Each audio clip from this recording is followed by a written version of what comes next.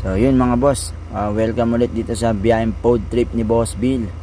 So may natiktikan na naman tayong isang patok na kainan dito sa lugar ng Binondo, San Vicente Street, Binondo, Manila mga boss. Siyempre mga boss, patok daw to. Pag patok, tikman mo. So yun mga boss, kaya hindi na ako nagpapigil at pinuntahan ko na para matikman tong lechong pares dito kung talaga nga bang patok. Saka yung pansit batil patong nila, dahil first time ko matitikman yung pagkain na yun, so hindi na tayo nagpauli. So meron din siyang atay.